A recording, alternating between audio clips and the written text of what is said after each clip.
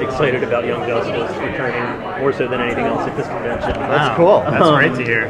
Yeah, I mean, like, what do you think has connected with people about the show? Like, what do you think has touched a nerve, and why do you think they're so devoted to it? I really think it's the characters. Yeah, I mean, I I think we told good stories. I like to think that, but I mean, I really think the thing that locks people in with our show more than some others is just the characters, the great voice work, the great designs Phil's done.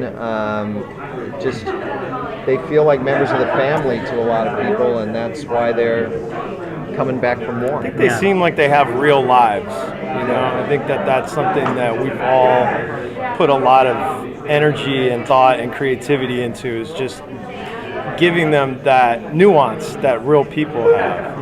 The texture. That was the primary goal of the show when we sat down to develop the series a long time ago. We had to look at the shows that came before us, the other superhero shows that we've done at Warner Brothers Animation, and try to figure out how are we going to stand out amongst all these other great superhero shows. And we kind of, in a way, decided, well, let's not make a superhero show. Let's make a show about teenagers and their lives. And we'll fold superhero stuff into it, and along the way we also decided to make it sort of a spy theme. So we wove a lot of secrets and lies into the show, and we did it in ways that really felt, I think, like the lives of a teenager, really. There are a lot of secrets and lies and social dynamics going on, interplay between characters that's very big and important and can be very dramatic at a younger age. So, kind of looking at it through that lens, that really guided the development of the show, just focusing on characters. Like, forget that they're superheroes, forget that they're spies. Let's just find these characters first. Oh, by the way, can you give each your name so when we're transcribing we can distinguish the Yeah, voices? sure. I mean, since I talked last, this is Brandon Vietti. Phil Bourassa, art director. Thanks.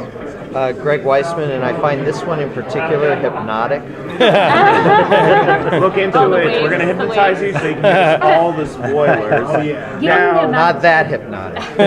we could try. Now, it's been an agonizing wait for us, but how much time has passed within the show's universe? Like, are we coming back to another time skip? And if so, There is another time skip, as we've announced before. If you're asking specifically how long that time skip is, no Are spoiler. they still teenagers? Because you talked about wanting to make a show about teenagers.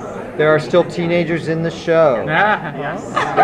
With DC, there are teenagers. And we're always bringing in new young characters. So, I mean, that's the young and Young Justice. There will always be if new you look young at the characters. pattern that we established in the first two seasons, you can imagine, there are generations of heroes.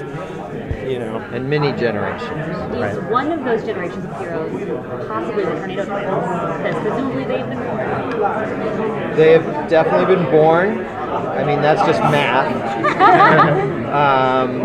But I'm not saying whether or not they appear in the show. That you'll have to wait and see. What kind of differences from a production standpoint is it going with the DC network that is launching now as opposed to one of the established networks?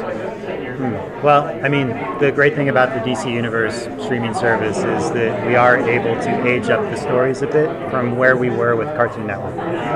We can push the boundaries a little bit. We can make things darker. We can make things more dramatic. We can show things on screen that we couldn't before in terms of violence and this is something we talked about this up front. We knew we were going to be able to do this, but we didn't want to be excessive about it. We didn't want to be over the top about it or gratuitous about it. So I think we've found a way to take advantage of these strengths that the DC Universe offers us in terms of storytelling and weave it into the show in a way that feels natural, doesn't feel forced, services the characters, services the stories without just being over the top or just doing it for the sake of doing it. But horror is a major new sort of tone to the show that we didn't have in the first two seasons. There's definitely elements of horror this season that we're able to do now and expand upon that we couldn't have done at Cartoon Network. So do you guys have storylines planned beyond this season? We've waited so long for a third season and the fans cried. From day one, we've had storylines that go out at least 5 to 7 years. So I don't think we've planned much beyond year 7. but we're always planting seeds. I'm sorry. Oh, sorry. I was just saying, we're always planting seeds. I mean, it's like almost impossible for us to get in a room and talk about story without talking about little mile markers in people's lives that we know will spin out in the future into something bigger, something larger. It may not be in the season that we're currently writing, but we know where it's going to go. And we've got all that stuff written down. He's got an office full of 3x5 cards that we just fill up endlessly with story ideas. DC Universe is also offering, huge comic book library, encyclopedic knowledge and stuff. I mean, fans now have access to all this information that they might not have had before. Does that change your creative process at all? Since they might have a lot more, be familiar with some of the storylines that you might be adapting. I can't say it's changed our creative process. I mean, it's great that the DC Universe has that. Like, we're very excited about that. I mean, for a DC fan or even just somebody who's kind of new to the DCU, what an amazing place to enter the DC Universe and have so much of the history of their entertainment, from comics to movies to animation, just at your fingertips, ready to load up. But I think all along we've always tried to hit all the different audiences. When we're writing, we're trying to make sure that we're paying respect to the characters that we're working with that have been well established in comics. We want to make sure that hardcore fans are into it. We're doing it right for them, but also we're introducing fresh twists on famous stories, famous characters, so that it's something new and interesting for an old fan to watch, or for a brand new fan to kind of come in, and hopefully it just whets their appetite to learn even more about the DC Universe from their local comic shops or online, any of the available resources.